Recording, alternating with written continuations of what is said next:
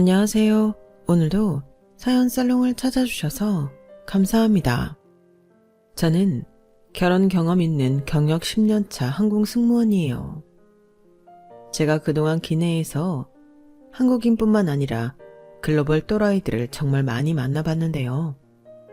그런 또라이 중 하나가 제 근처에, 그것도 가족이라는 이름으로 엮이게 될 줄 몰랐어요. 지금부터 들으시는 분들이 혀를 끌끌 찰 만한 한 또라이 이야기를 들려드릴게요. 결혼 전 저희는 아빠, 엄마, 여동생, 저 이렇게 4식구였어요. 엄마와 아빠는 정말 인고 부부였고 여동생과 저도 싸운 적 없이 친하게 자랐어요. 우리 가족 분위기는 말 그대로 화목 그 자체였고, 그래서 저와 여동생은 구김살 하나 없이 잘 자랄 수 있었어요. 게다가 아빠는 작지만 파워 있는 한 무역회사를 경영하고 계신 CEO이셨고, 엄마는 한 명문대에서 교수직으로 강단에서 강의를 하시는 분이셨어요. 아빠와 엄마 덕분에 저희 자매는 경제적으로 큰 어려움 없이 성장할 수 있었지만, 그렇다고 막 사치를 한다거나 분수에 넘는 과소비를 해서 과시욕을 부리는 일은 절대 없었어요. 부모님은 아무리 돈이 있어도 겸손과 절제의 미덕을 항상 강조하셨으니까요. 이런 저희 가족에게도 한 가지 걱정거리는 있었어요. 바로 아빠의 회사 승계 문제였어요. 자식 중에 아들이라도 하나 있었으면 좋았겠지만 딸만 둘인데다가 제 동생은 일찍이 유학 중에 만난 독일인과 결혼해 지금은 독일에서 살고 있거든요. 저는 워낙 어릴 때부터 하고 싶었던 꿈이 승무원이었고, 이걸 알고 계신 부모님들이 제게 회사를 맡기겠다고 하기에는 미안하셨던 거죠. 그리고 객관적으로 제 스스로를 알지만 한 회사 경영을 휘두르며 리더십을 발휘할 수 있는 사람은 확실히 아니었으니까요. 그래서 아빠는 자식 중에 회사를 물려줄 만한 인물이 없으니 아예 외부에서 영입하거나 지금 일하는 직원 중 성실한 사람을 미리 눈여겨봐야겠다고 일찍부터 말씀하셨어요. 그 말을 들을 때마다 저는 괜시리 아빠한테 미안하고는 했어요. 아빠 미안해. 내가 승무원 되는 거 아예 포기하고 대학교부터 경영학이라도 졸업했으면 아빠가 이렇게 고민하지 않아도 됐을 텐데. 미안해요. 유지야, 무슨 말을 그렇게 하니? 너나 수지는 내 딸이지만 각자 하나의 인격체들이잖아. 아빠가 사업을 한다고 무조건 너희한테 이어서 하라고 강요하는 건 정말 아니라고 생각해. 그냥 지금까지 우리 4식구 부족한 거 없이 잘 먹고 잘 살았잖아.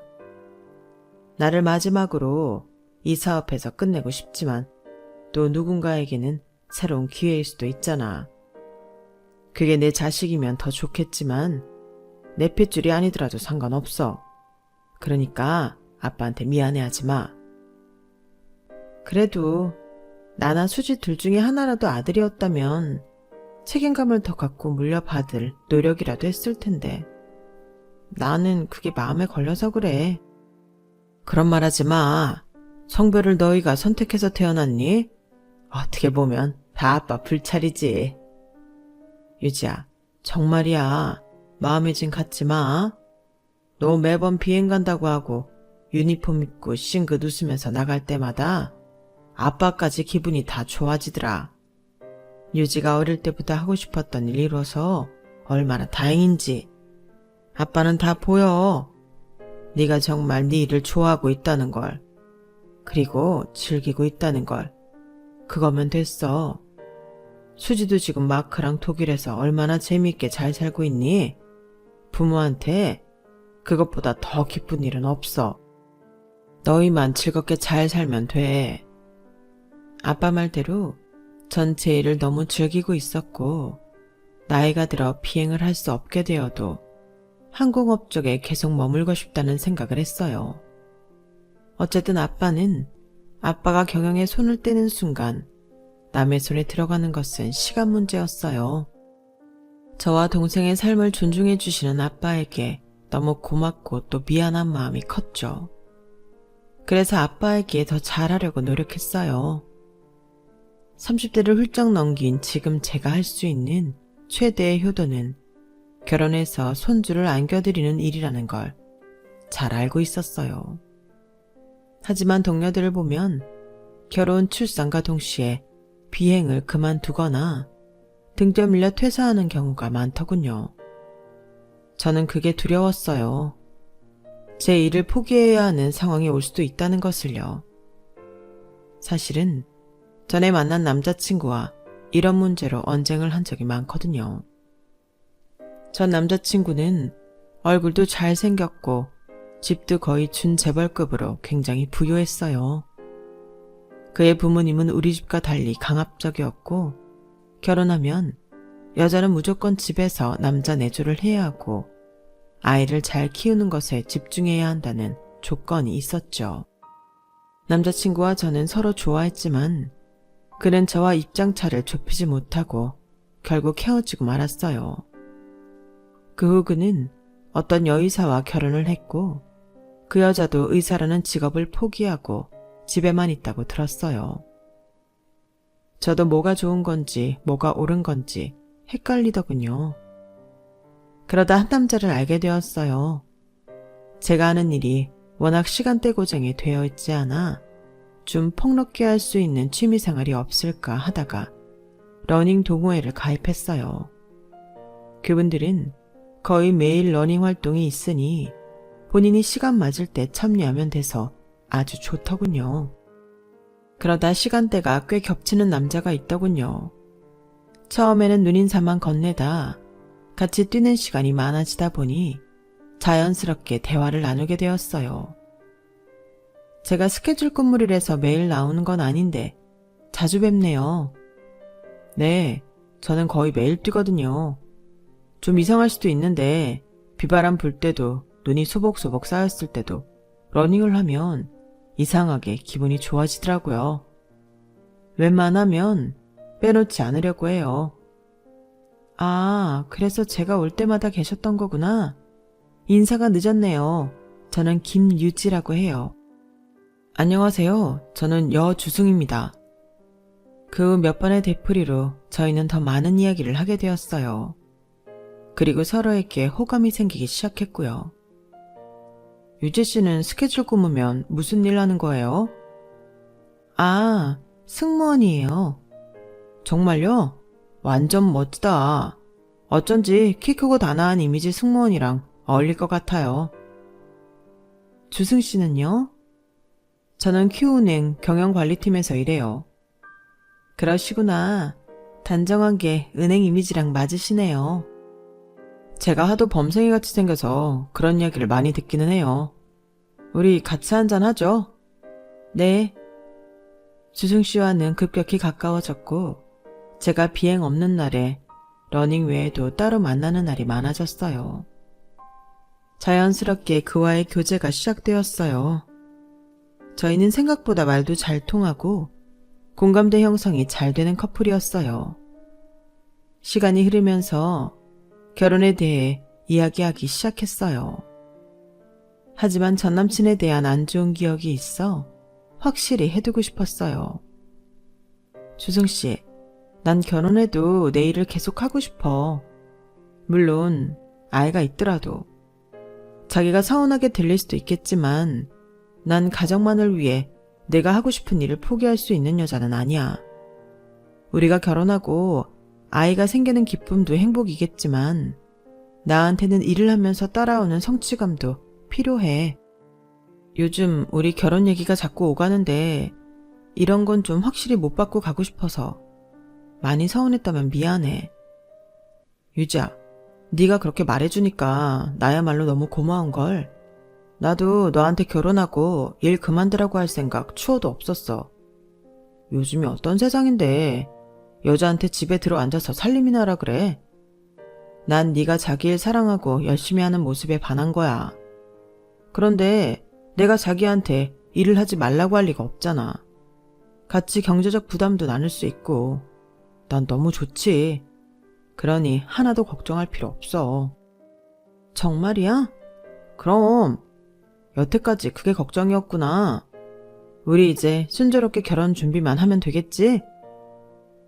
주승 씨와 깊은 대화를 나눌수록 제 일을 진심으로 존중해주고 있다는 느낌을 받았어요. 결혼을 지체할 이유가 없었죠. 그리고 사실은 주승 씨를 보면서 저는 혼자 다른 생각도 갖고 있었어요. 만약 주승 씨도 받아들이고 그럴 만한 능력이 있는 사람이라면 아빠의 회사를 물려받는 것에 대해서요. 조심스러운 일이라 아직 얘기는 하지 않았지만 그렇게 된다면 서로에게 좋은 일이니까요. 우리는 각자 집에 가서 인사도 드리고 상견례도 순조롭게 진행되었어요.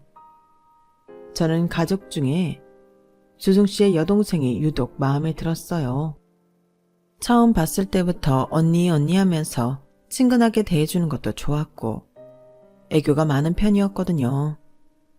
마침 제 여동생이 독일에 있어 자주 볼 수 없었는데 아가씨가 친동생처럼 그 부재를 메꿔주는 느낌이어서 저 역시 잘해줬어요.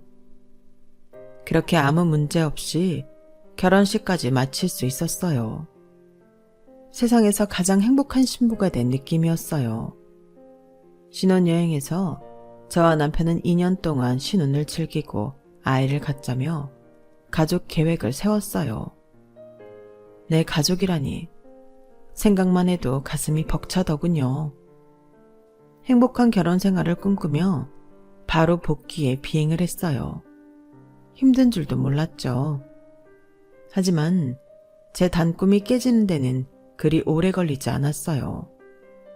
그것도 저희 둘 문제가 아니라 제가 결혼 전까지만 해도 가장 좋아했던 시누이가 눈에 띄게 달라지기 시작하더군요.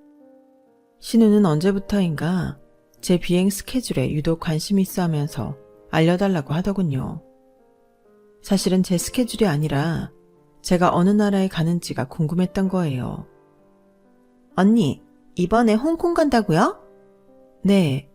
그럼 나 거기 유명한 에그타르트 좀 사다 줘요. 타르트요? 언니도 알죠? 홍콩에서도 유명한 그 맛집. 나 너무너무 먹고 싶어요. 아가씨, 미안해서 어쩌죠? 이번에 홍콩 가는 건 퀵턴이라서 시내까지 나가서 그걸 사러 갈 시간은 없을 것 같은데요. 그래요? 그럼 1박 2일에도 하는 비행으로 바꾸면 안 돼요? 그런 건 제 맘대로 할 수 있는 일이 아니어서요. 이런 사소한 부탁부터 시작되었어요. 언니, 이번 비행 호주예요? 나 그럼 그 양털 부츠 사다 주면 안 돼요? 그게 거기서 사면 더 싸다면서요. 저 발목 올라오는 거랑 슬리퍼 타입 2개 부탁해요. 맞다. 양털 장갑도 귀엽던데. 유럽에라도 가는 날에는 난리가 났어요. 언니, 나 가방 하나만요. 내 친구들 그 브랜드 하나씩은 다 갖고 있는데 나만 없어요. 이태리 가서 사면 더 정품이겠죠? 나 큰 거 말고 작은 사이즈로요. 그럼 언니도 갖고 오는데 크게 지면 안 되겠죠? 아니다. 면세점에서 사는 게 더 싼가? 문제는 가는 나라마다 사다 달라는 건 한 보따리인데 정작 제게 돈을 주는 경우는 드물었어요. 정말 살 게 없는 나라에 비행을 갈 때는 면세점에서 초콜릿만 안 사가도 빈정상한 티를 팍팍 내기도 했어요. 결혼 전후로 저를 물주 보듯이 바뀐 시누이가 이해되지 않았어요. 결혼 전에 봤던 그 모습은 어디로 사라졌는지. 하지만 이건 시작에 불과했어요. 갈수록 시누이의 요구와 만행은 점점 저를 질리게 만들었어요. 언니, 저 이번 주에 중요한 소개팅이 있는데 지난번에 언니가 입은 노랑 원피스랑 실버 색상 가방 좀 빌려줄 수 있어요? 아가씨, 그건 저도 프랑스에서 사오고 한 번밖에 안 입었던 건데. 아유, 언니. 그거 입고 소개팅 나가면 왠지 잘 될 것 같은 느낌이란 말이에요. 깨끗하게 입고 돌려줄게요. 네?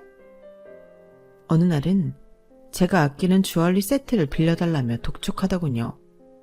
언니, 그 목걸이랑 귀걸이 세트 한 번만 할게요. 내일 모레 총동창회 있는데 그래도 그렇게 블링블링한 거 하고 나가야 안 꿀릴 거 아니에요. 아가씨, 그거 저도 아까워서 진짜 중요한 날에만 차는 목걸이랑 귀걸이에요. 그걸 빌려달라면 제가 좀 곤란해요. 어디 흠집이라도 나면 제가 2배 더 비싼 걸로 사서 드릴게요. 한 번만요. 네? 하지만 결국 그 주얼리 세트는 제 손에 돌아오지 못했어요. 신우이가 분실했거든요. 언니 진짜 미안해요. 동창 애들이랑 간만에 만나 술 먹다 보니까 너무 신나서 클럽 갔었는데 춤추다 어디에 흘렀나 봐요. 어떡하면 좋아. 정말 미안해요, 언니. 제 앞에서 눈물까지 글썽이며 손이 발이 되도록 용서를 빌려군요. 속이 뒤집히고 열불이 났죠. 하지만 거기서 제가 어떻게 2배 더 비싼 걸로 해달라는 말을 할 수 있겠어요. 하지만 그때 제가 쐐기를 박았어야 했나 봐요. 그 뒤로 아가씨는 더 무례해지기 시작하더군요. 한 번은 제가 일주일 정도 오래 머물러야 하는 비행이 있었어요. 워낙 먼 데다가 날씨 때문에 항공기 지연이 많이 돼서 유독 힘든 비행이었어요. 지연에 불만을 품은 승객들은 하나같이 제게 화를 내었고 그날따라 비즈니스 속 기내식까지 적게 실리면서 온통 뒤죽박죽이었어요. 15시간이 넘는 비행을 마치고 겨우겨우 집에 돌아왔어요.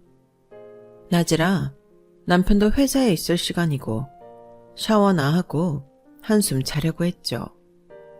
그런데 드레스룸으로 들어서던 그때 제 물건들이 묘하게 자리에서 조금씩 벗어나 있는 느낌이 들었어요. 저는 옷을 색깔별로 정리하는 편인데 눈에 띄게 마구 섞여 있는 옷들이 있었어요. 게다가 제가 항상 가방을 놓는 위치까지 이상하게 바뀌어 있었고요. 도둑이 든 것 같지는 않고 생각하고 있는데 띠디딕딕 하고 문이 열렸어요. 자기야, 왜 이렇게 빨리 퇴근했어? 어머, 아가씨. 문에 서 있는 건 남편이 아닌 신우이였어요. 저도 놀랐지만 신우가 더 놀라 벙쪄 있는 표정이더군요. 언니, 오빠가 언니 내일 온다 그랬는데 일찍 왔네요. 네, 날씨가 생각보다 빨리 좋아져서요. 그런데 아가씨는 지금 이 시간에 여기 어쩐 일로? 놀랍게도 신우 몸에 걸쳐있는 옷은 지난번 독일에 있는 동생이 제 결혼 선물로 보내준 보석이 곳곳에 박힌 유니크한 원피스였어요. 손에 들고 있는 가방도 당연히 말할 것도 없이 제가 가장 아끼는 백이었고요. 제 벗지 못한 구두 역시 제가 최근에 산 좋은 구두였고요. 그 순간 제 머릿속에 2가지 의문이 들었어요. 나는 저 옷과 가방, 구두를 아가씨한테 빌려준 기억이 없는데 왜 지금 신우가 입고 있으며 우리 집 비번은 어떻게 알고 자연스럽게 누르고 들어온 걸까 하는 의문이었죠. 본인이 입고 있는 옷과 가방에 제 시선이 꽂히는 것을 인식한 신우는 작은 방으로 후다닥 뛰어들어가더니 자기 옷으로 갈아입고 나오더군요. 언니, 내가 이번에 진짜 중요한 모임이 있었거든요. 이 보석 달린 원피스 빌리고 싶었는데 언니가 한국에 없어서 말 못했어요. 그래도 저 진짜 깨끗하게 입었어요. 뭐 하나 묻은 거 없이 깨끗해요. 보세요. 그럼 저 이것들 여기 두고 갈게요. 신우이는 내쫓기는 사람처럼 제 대답을 듣기도 전에 나가버렸어요. 그는 현관에서 뒤집어진 채 나뒹굴고 있고 바닥에 그냥 던져놓고 간 원피스와 가방을 보고 있자니 속이 부글부글했어요. 저는 굳은 얼굴로 남편이 올 때까지 기다렸어요. 자기, 혹시 아가씨한테 집 비밀번호 알려줬어? 그게 나 회사에서 바빠 죽겠는데 자기 와서 빨리 가져갈 거 있다고 계속 귀찮게 하잖아. 어쩔 수 없이 알려줬지. 그럼 내 물건 맘대로 가져간 것도 알고 있겠네? 자기 돌아오기 전까지만 제자리에 갖다 놓으라고 그렇게 일렀는데. 그게 말이 된다고 생각해? 내가 없는데 왜 내 물건에 함부로 손대는 건데? 비밀번호는 왜 알려줘? 그리고 회사에서 바쁜 오빠들 들들 볶을 만큼 옷을 가져가는 게 뭐가 중요한데? 내 옷 아니었으면 원래 아가씨는 발가벗고 다녔어? 자기야, 화난 건 알지만 말이 좀 심한 것 같은데 이보다 더 심한 일이 어디 있어? 동생이 철없이 굴면 야단을 못 칠 망정 나한테 들키지 말라는 걸 조언이랍시고 해줘? 자기는 이것저것 좋은 거 많잖아. 수연이가 뭐 좀 빌려달라고 하면 싫어하는 내색부터 하니까 이런 일이 생기는 거 아냐. 너 그렇게 그냥 좀 주지. 나도 그동안 말은 안 했는데 자기가 좀 너무한 것도 있어. 한두 번이어야 말이지. 빌려가면 뭘 덕지덕지 묻혀오는 건 기본이고 지난번엔 내가 제일 아끼는 거 분실까지 했잖아. 그게 다야? 자기도 알지? 나 어디 비행 간다고 하면 아가씨가 뭐 사다 달라, 뭐 구해달라 부탁만 한 보따린 거. 솔직히 그거 사다 주고 돈도 못 받은 게 얼마나 많은데. 그런데 이제는 몰래 가져가기까지 해? 지나가는 사람 붙잡고 물어봐. 내가 너무한 건지 아니면 아가씨나 당신이 잘못한 건지. 넌 스튜어디스니까 돈도 잘 벌고 장인어른같이 두둑한 백이 있으니까 그까진 물건이야 맘만 먹으면 언제든 다시 구할 수 있잖아. 수연이 걔는 어려서 지금 돈도 뭐 가진 것도 없고 하지만 주변 애들 치장하고 다니는 거 보면 얼마나 부럽겠어. 그리고 이제 한 가족인데 네 물건 내 물건 굳이 따지지 말고 기분 좋게 주고받자는 거지. 나도 돈 많아서 그런 거 척척 산 거 아니야. 오래 고민하고 차곡차곡 돈 모아서 마련한 거지. 소중한 사람들한테 선물 받은 것도 있고. 그런 걸 어떻게 돈으로 가치를 매겨? 그러면 아가씨도 취직해서 돈 벌어 사면 되지. 저렇게 도둑고양이처럼 내 거 가져다 쓰는 이유가 도대체 뭔데? 뭐? 도둑고양이? 너 말이 점점 심하다. 말 좀 가려하자. 그리고 수연이 걔가 취직하기 싫어서 안 하니? 지도 노력하는데 어려운 거 아니야. 새언니가 돼서 위로는 못 해줄 망정 취업 못한다는 얘기나 하고 너 좀 정 떨어지려고 한다. 나야말로 지금 그렇거든? 내가 모를 줄 알아? 아가씨 돈 많이 주고 일 편한 데만 골라가려고 하니까 아직 백수인 거잖아. 전에 나한테 항공사 면접만 슬쩍 보게 얘기해 줄 수 있냐고 물어봐서 너무 기가 찼다. 여기 들어오려고 몇 년 동안 빡세게 준비하는 애들이 얼마나 많은데 그게 말이 돼? 아가씨는 아무 노력도 없이 나 걸쳐서 면접 보게 해달라고. 진짜 그런 태도로 하면 아무 데서도 일 못해. 와, 너 그까지? 스튜어디스 짓 좀 한다고 수연이를 그렇게까지 무시해? 대단하다, 대단해, 너란 여자. 애초에 잘못한 게 누구인데 왜 나한테만 뭐라 그러는 건데? 남편은 더 이상 말도 섞기 싫다는 표정으로 문을 쾅 닫고 나가버렸어요. 저는 이 상황이 너무 황당했어요. 잘못한 건 분명 신우인데 저희 둘의 싸움으로 변질되었으니까요. 저는 신우이에게 전화를 할까 말까 한참을 고민했어요. 하지만 괜히 또 말 잘못했다가 더 큰 싸움으로 번질까 그만두기로 했죠. 그렇게 남편과의 다툼도 흐지부지 끝났고 신우 역시 다음에 절 만났을 때도 사과나 미안한 기색 없이 전처럼 대하더군요. 기가 찼지만 사람 고쳐 쓰는 거 아니라고. 그냥 앞으로는 적당한 거리를 두고 지내야겠다 생각했어요. 그리고 얼마 후 제 생일이 되었어요. 남편과 친정에 가서 엄마 아빠랑 저녁 식사 겸 생일 파티를 하고 집에 돌아왔어요. 그때 휴대폰에 알림이 울려보니 신우가 보냈더군요. 언니 생일 축하해요. 제가 치킨 쿠폰 쏠 테니까 오늘 오빠랑 약식으로 맛있게 먹고 좋은 밤 보내요. 생전 뭐 빌려달라거나 사다 달라 할 때나 제게 연락하던 신우였는데 그 문자를 받고 내심 놀랐어요. 아가씨가 이런 것도 할 줄 아는 사람이었어? 아니면 그동안 나한테 했던 게 미안해서 정신을 좀 차린 건가? 아무튼 고맙긴 하네. 가격이 비싸고 저렴하고를 떠나 제가 이 집에 시집와서 신우에게 처음 받아보는 기프티콘에 혼자 살짝 기분이 좋아졌어요. 하지만 혹시나 했던 생각이 역시나로 바뀌는 건 그리 오래 걸리지 않았어요. 제 생일이 있고 보름 뒤가 바로 신우의 생일이었어요. 저도 받은 게 있어 보답하고자 맛있는 케이크와 좋은 향수 하나를 선물할까 생각 중이었어요. 그때 신우에게 사진 몇 장과 문자가 왔어요. 언니, 이 패딩 어때요? 예쁘죠? 요즘 날이 갑자기 추워졌는데 제가 입고 다닐 겉옷이 없어서요. 혹시 지금 제 생일 선물 고민 중이라면 이거 사줄 수 있어요? 미리 감사해요. 알라뷰 언니. 저는 사진을 자세히 보면서도 제 눈을 의심했어요. 너무 기가 차서 말이 안 나오더군요. 신우가 사달라는 패딩은 고가 중에서도 최고가 브랜드였거든요. 심지어 그 패딩은 가격이 300만 원에 육박하는 이번 시즌 신상이었어요.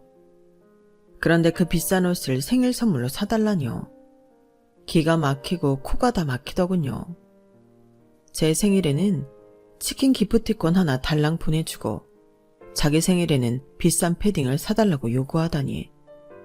얼굴까지 빨개지며 열이 솟구쳐 오르는데 신우이에게 또 문자가 왔어요. 언니, 이 패딩 시즌 한정이고 콜라보 제품이라 여기저기서 다 파는 거 아니래요. 본점에서만 구할 수 있대요. 언니가 직접 사러 가기 힘들면 돈으로 줘도 돼요. 내가 가서 살게요. 패딩은커녕 원래 주려 했던 케이크와 향수까지 아무것도 주고 싶지 않더군요. 아니, 혹시 줬던 게 있다면 그것마저 다 뺏어오고 싶었어요. 저는 바로 이 패딩 선물은 힘들 것 같다고 무심하게 답장을 했어요. 그러니 바로 신우가 전화를 제게 걸어오더군요. 언니, 왜요? 제 생일이잖아요. 그런데 나 선물 안 줄 거예요? 아가씨, 이건 좀 너무 비싼 선물이잖아요. 이런 건 제가 사줄 수 없어요. 언니 돈 많잖아요. 나 저거 사줘요. 네? 아니요, 저 돈 없어요. 저도 열심히 일해서 돈 벌어요. 그렇게 번 돈으로 아가씨 생일 선물로 300만 원짜리 패딩을 사달라고요? 좀 너무하다고 생각 안 해요? 언니 생일 때 나도 선물했잖아요. 내가 얼마나 신경 쓰고 고민해서 보낸 건데 언니는 입쓱 닦으려고요? 아가씨, 주변에 한번 물어보세요. 제 생일 때 치킨 쿠폰 보내주고 아가씨 생일에 300짜리 옷 사달라고 하면 누구 욕을 할지. 욕을 왜 해요? 아무튼 그 쿠폰 나 되게 어렵게 마련한 거예요. 언니는 왜 내 성의를 몰라요? 알죠. 아가씨 직업도 없고 돈도 없는데 치킨 쏘느라 허리가 휘었겠죠. 그런데 상식적으로 2만 원짜리 치킨 사주고 300만 원짜리 패딩 달라고 하는 사람은 지구상 어디에도 없어요. 아가씨 빼고요. 그건 아주 상식적인 거예요, 아가씨. 언니, 지금 나 모욕 준 거예요? 모욕이 아니라 알려준 거예요. 아무리 나이가 어려도 알 건 알아야 되니까요. 돈이 없으면 비싼 거 안 먹고 안 입고 안 하는 게 맞는 처사예요. 됐어요. 사주기 싫으면 사주기 싫다고 하지. 뭘 그렇게 고상한 척을 해요. 이따 제가 쏜 치킨값이나 돌려주세요. 3살짜리 아이도 알만한 이치를 지금 20살도 한참 넘은 성인한테 말하고 있자니 제가 더 자괴감이 들더군요. 그리고 이런 사람이랑 가족이라는 끈으로 엮여 있다니. 삐져서 전화를 끊은 신우는 바로 시모와 남편에게 고자질을 한 것 같더군요. 시모에게 바로 전화가 왔으니까요. 유지야, 다 좋은데 수연이한테 적당히 하렴. 쟤 지금 방에 들어가서 울고불고 난리도 아니다. 새언니가 뭐라고 했다면서 아주 통곡을 하고 있어. 어머니, 아가씨가 저한테 생일 선물로 몇백 하는 패딩을 사달라고 했어요. 저도 30만 원짜리 외투 입고 다녀요. 그런데 300만 원이라뇨. 아, 수연이 제가 너를 진짜 친언니처럼 생각해서 할 말 못할 말 다 하는 거지. 다 한 가족인데 우리가 더 중요하지 돈이 더 중요하겠니? 좀 센스 있게 넘어가주지. 참. 팔은 역시 안으로 굽더군요. 저를 크게 호통치지는 않았지만 시모 역시 돈이 좀 있으면 아가씨한테 그 정도는 해줘도 된다라는 눈치였어요. 퇴근한 남편은 한술 더 떴어요. 수연이 패딩 내가 사줄게. 자기가? 왜? 엄마한테 전화 왔는데 지금 밥도 안 먹고 하루 종일 울고만 있대. 아가씨가 애기야? 자기가 갖고 싶은 거 못 가졌다고 그렇게 떼쓸 일이야? 애기지. 아직 철이 안 들어서 그래. 그거 얼마나 갖고 싶으면 저러겠어. 요즘 한창 유행인데. 진짜 어이없다. 아가씨를 망치는 건 가만 보니까 당신이랑 어머님이네. 그렇게 오냐오냐 하는데 아가씨가 나중에 어떻게 독립적으로 살겠어? 나도 수연이 나이 때는 그랬어. 갖고 싶은 거 있으면 꿈에도 나타나고 훔치고도 싶었다고. 게다가 생일이잖아. 생일이 뭐 대수야? 얼마 전 내 생일 때 치킨 쿠폰 보내준 거 당신도 알지? 속으로 은근히 감동하고 있었는데 웬걸? 다 속셈이 있는 거였어. 나한테 그 비싼 옷을 사달라고. 그런데도 지금 이 상황에 내가 이상한 거야? 너는 돈도 잘 벌고 집도 괜찮잖아. 그리고 수연이가 널 심적으로 얼마나 의지하는데. 경제적으로 나를 의지하는 거겠지. 아무튼 그거 절대 사주지 마. 우리들이 정말 경제 공동체야. 1, 2만 원도 아니고 그렇게 큰 돈 상의 없이 쓰지 마. 하지만 이 얼토당토 않는 패딩 사건은 정말 발톱의 때만큼도 아니었다라는 걸 몇 개월 흐른 후에 다시 한번 깨닫게 되었어요. 신우가 갑자기 결혼을 하겠다고 한 거예요. 아가씨가 결혼한다고? 만나던 남자가 있었어? 아니, 친하게 지내던 동창이 있었는데 어찌저찌 하다가 사귀고 결혼하자는 말이 나왔나 봐. 아가씨 가진 돈 하나도 없잖아. 무슨 돈으로 결혼을 해? 뭐 알아서 하겠지. 아가씨 혹시 임신했어? 저의 질문에 남편은 쉽사리 대답하지 못했어요. 알고 보니 정말 신우는 어릴 때부터 동창이었던 남사친과 술을 먹고 하룻밤을 보냈고 덜컥 임신을 하고 말았더군요. 애를 해치는 건 양쪽 집안 다 원하는 방법이 아니고 그냥 둘이 빨리 결혼시키자. 이렇게 결론이 났던 거죠. 결혼할 남자 역시 배움의 끈이 길지는 않았고 얼마 전에 동네 은행에 보안 경비로 취직했다고 하더군요. 상황이 어쨌든 임신과 결혼 두 가지 경사가 함께 있으니 축하는 해줘야겠더라고요. 아가씨 잘 지냈어요? 어머 언니도 잘 지냈어요? 저야 뭐 맨날 똑같죠. 오늘 오빠한테 들었는데 아가씨 결혼한다면서요? 진짜 축하해요. 아이 축하는 무슨. 배불러서 드레스 입기 싫은데 큰일이에요. 결혼식은 금방 끝나요. 걱정 마요. 그리고 중요한 아기 천사가 왔잖아요. 걱정이에요. 앞으로 살도 많이 찌고 할 텐데. 애기 낳으면 금방 다 빠질 거예요. 신혼집은 어디로 구했어요? 아직 우리가 가진 게 없어서 그냥 오빠네 엄마 집에 들어가 살기로 했어요. 빨리 돈 벌어서 나오도록 해야죠 뭐. 그렇구나. 시어머니가 같이 애기도 봐주시고 더 좋을 수도 있겠네요. 아직 두 분 다 젊으니까 열심히 하면 뭐든지 잘 될 거예요. 언니, 비록 우리가 신혼집을 따로 구하지는 않을 거지만 나 결혼 선물은 해줄 거죠? 뭐 필요한 거 있어요? 언니한테 뭐 더 해달라고 하면 나 진짜 염치 없는 거잖아요. 그래서 사달라는 건 됐고요. 나 언니 결혼 반지 좀 잠깐 빌려줘요. 네? 내 결혼 반지를요? 갑자기 그건 왜요? 나 언니 결혼 반지 디자인 되게 예쁘다고 생각했거든요. 그런데 그거 백화점에서 산 것도 아니라면서요? 네, 제 친한 친구가 주얼리 디자이너라서 특별히 하나밖에 없는 디자이너로 해준 거예요. 세공도 그 친구가 다 해준 거니까요. 그러니까요. 그 반지 잠깐만 빌려주면 나 그거 비슷하게 결혼반지 디자인해서 만들고 다시 갖다 줄게요.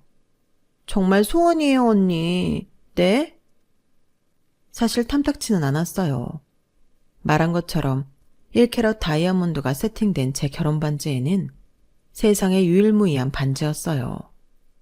친한 친구가 제 결혼 선물로 예쁘게 디자인해서 만들어준 거였거든요. 당연히 백화점이고 어디서도 살 수 없는 반지였죠. 그런데 신우이가 그 디자인이 마음에 든다면서 비슷하게 만들 수 있게 반지를 빌려달라고 한 거예요. 가능하다면 거절을 하고 싶었어요. 언니, 나 그동안 언니한테 진짜 잘못한 거 알아요. 나도 이제 결혼할 때 되니까 철이 좀 들었나 봐요. 내 마지막 부탁이에요. 언니도 뭐 엄청 기분 좋게 빌려줄 수는 없겠지만 이번 한 번만요. 대신 내가 언니 거랑 완전히 똑같이 하지는 않을게요. 디자인 약간 변형해서 할 테니까 제발 허락해줘요. 혹시 알아요? 제 주변 사람들이 반지 보고 예쁘다고 하면 제가 또 언니 친구 홍보해줄 수도 있잖아요. 말이나 못하면 밉진 않을 텐데 신우이는 결혼을 앞두고 철이 잔뜩 든 것처럼 말하며 저를 설득하더군요. 생각해보니 매일 제가 결혼 반지를 끼고 다니는 것도 아니고 신우 말처럼 제 친구 홍보 효과도 있을 수 있으니 제 반지를 빌려주기로 했어요. 제가 허락하자 다음날 바로 쏜살같이 집으로 와서 상기된 얼굴로 반지를 받아가더군요. 그 모습을 보니 안쓰럽기도 하고 아직 정신 못 차렸구나 싶기도 했어요. 신우는 직업도 없이 돈 한 푼 없이 결혼하는 거고 남편 될 사람도 보안 경비로 일하면서 받는 월급이 그다지 많은 것도 아닐 텐데 아직도 결혼 반지에 목숨을 거는 모습이 좀 한심했죠. 앞으로 아기도 나올 거고 들어가는 돈도 많을 텐데 반지 같은 건 좀 심플하게 하고 더 현명한 방법으로 돈을 모으면 좋을 것 같다고 충고하고 싶었지만 결국 꾹 참았어요. 남편도 시모도 신우한테 그런 이야기를 해주지 않는데 제가 한다고 뭐 먹히겠냐 싶었던 거죠.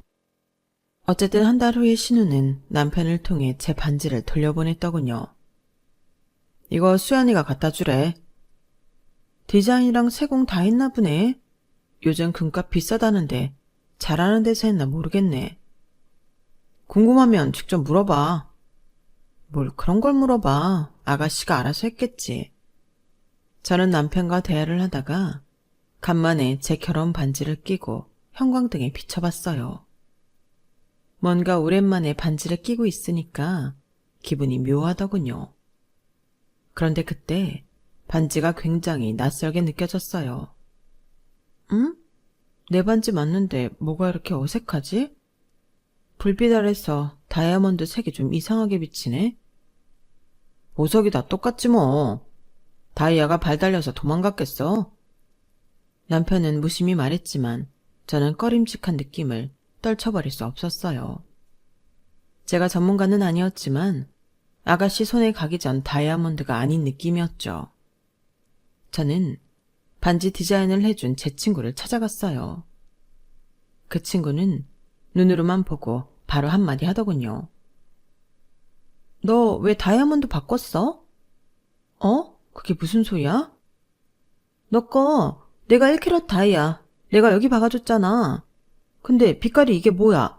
그 좋은 다이아 어디에 버리고 싸구려 큐빅을 갖다 끼운 거야? 저는 너무 놀라서 친구에게 상황을 설명했고 친구는 전문 다이아몬드 테스트키를 바로 갖다 댔어요. 야, 뭐냐? 니 신우이란 사람? 이거 큐빅이야. 뭐? 확실해? 이것 봐.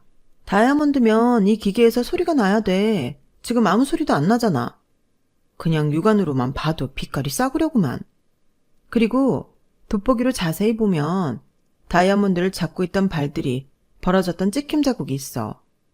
원래 있던 걸 빼고 다른 걸 새로 넣었다는 이야기지 뭐냐? 니 신우이 소름 돋네? 진짜 소름 돋는 건 저였어요. 제 반지를 빌려가 다이아를 바꿔치게 하다뇨. 저는 반신반의하며 시댁으로 달려갔어요. 마침 시모와 아가씨가 과일을 먹고 있더군요. 어? 유진이가 이 시간에 웬일이니? 아, 어머니. 지나가는 길에 잠깐 들렀어요. 식사는 하셨어요? 다 먹고 과일 먹는 중이었어. 아가씨도 있어요? 그럼 지금 TV 보면서 과일 먹어. 저 그럼 잠깐 들어가도 될까요? 물론이지. 얼른 들어와. 소파에 널브러져 포커질을 하던 신우는 들어오는 저를 보고 약간 놀라는 눈치였어요. 언니, 여기까지 갑자기 무슨 일이에요? 그냥 지나가다가 갑자기 아가씨 반지가 잘 나왔나 궁금해서요. 그래도 제 디자인 비슷하게 한다고 가져갔는데 어떻게 나왔나 궁금해서 말이에요. 어? 마침 손에 끼고 있네요. 어리석은 신우는 얼마나 좋은지 그 1캐럿짜리 반지를 집에서도 끼고 있더군요. 잘 나왔어요. 고마워요, 언니. 나 갑자기 배가 아프네. 화장실 좀... 아가씨, 잠깐만요. 그 반지 다이아몬드 어디서 났어요? 네? 무슨 소리예요? 신랑 될 사람이 사줬지. 나도 1캐럿 다이아몬드 결혼 반지라고요. 그거 혹시 제 반지에서 빼가서 바꿔치기 한 건 아니고요? 옆에서 봐도 신우는 삐질삐질 땀을 흘리고 있더군요. 시모는 영문도 모른 채 저와 신우를 번갈아 보고만 있었어요. 아가씨, 안 들킬 줄 알았어요? 다이아몬드가 그렇게 욕심났어요? 이렇게 나쁜 짓을 할 만큼? 그게 아니라 잠깐 끼고 돌려주려고 했어요. 이미 바꿔서 세팅까지 다 해놓고 잠깐 끼고 돌려주려고 했다고요? 지나가던 개가 웃겠네요. 어머니, 똑똑히 들으셨죠? 아가씨가 제 결혼반지 빌려가서 원래 있던 다이아몬드는 빼가고 여기에 큐빅을 대신 넣어놓은 거예요. 지금 아가씨가 끼고 있는 반지가 제 다이아고요. 어머나 수연아, 너 정말 그랬어? 왜 그랬어? 나도 다이아 반지 갖고 싶었단 말이야. 아가씨, 구할 수 없으면 그런 욕심을 버렸어야죠. 욕심을 부리고 싶으면 능력과 돈을 벌어야 하는 거고요. 지금 이건 절도예요, 절도. 저는 더 이상 사람 같지도 않은 신우와 이야기하고 싶지 않더군요. 저는 분통을 터뜨리며 택시를 타고 집으로 돌아왔어요. 남편 퇴근 후 저는 모든 것을 이야기했고 심각한 얼굴로 듣고 있던 남편은 그제야 진실을 말하더군요. 우리 결혼 때 장인어른이 해주신 시계 그거 팔아서 수연이 결혼 보태라고 줬는데 그걸로 반지한 것 같아. 뭐? 그게 얼마짜리 시계인데 그걸 줘? 국내에서는 구하기도 힘든 거야. 알아. 나는 수연이가 이제 결혼도 하고 부모도 되니까 철이 들 줄 알았지. 다 내 잘못이다. 진짜 이 집안 구제불능이다. 오빠나 여동생이나 다 미쳤네. 저는 당장 짐을 챙겨 나와 친정으로 갔고 부모님께 모든 이야기를 털어놓았어요. 유지야, 그런 물건들은 돈이 있으면 얼마든지 살 수 있어. 하지만 그런 인성은 타고난 거라 절대 고칠 수 없어. 네가 앞으로도 마음고생 많이 할 것 같아 우리는 걱정이다. 결국 긴 상의 끝에 저는 남편과 이혼하기로 했어요. 남편은 본인이 다 잘못했으니 제가 하는 모든 결정에 따르겠다는 태도였거든요. 시모는 전화로 신우가 어려서 그런 거니 이해하라고 말하길래 더 이상 듣지도 않고 끊어버렸어요. 더 놀라운 건 이혼하는 과정에서도 결국 이혼하고 나서도 그 신우한테는 연락 한 번 없었다는 거예요. 끝까지 남편만 제게 미안하다고 하며 신우 반지에서 빼낸 다이아몬드를 돌려주더군요. 남편과는 특별히 악감정은 없었지만 저런 시댁과 더 이상 엮이고 싶지 않았어요. 참, 이제 와서 하는 말인데 나 우리 아빠 회사 당신한테 승계받게 할까 생각한 적 있어. 우린 딸만 있고 회사 경영은 아예 모르니까. 그래서 당신을 후보로 생각했었는데 지금에서라도 이렇게 인연이 끝나서 얼마나 다행인지 몰라. 다 물려주고 나중에 알았으면 상상도 하기 싫으네. 뭐? 회사? 아버님 회사? 남편의 망연자실한 표정을 뒤로하고 저는 법원을 떠났어요. 오늘 이 사실을 알고 난 다음에도 저 시댁에서 신우한테 사랑스러운 우리 동생, 우리 딸 할 수 있을지 궁금하긴 하네요. 이혼녀라는 꼬리표를 달았지만 저는 지금 홀가분하고 좋아요. 앞으로도 제일 열심히 하면서 더 행복해질 일만 남았다고 생각하거든요. 들으시는 여러분도 항상 행복하시길 바래요. 여러분, 사연 댓글에 응원과 현명한 조언 부탁드려요. 좋아요와 구독은 저에게 큰 힘이 됩니다. 오늘도 좋은 일 가득하세요.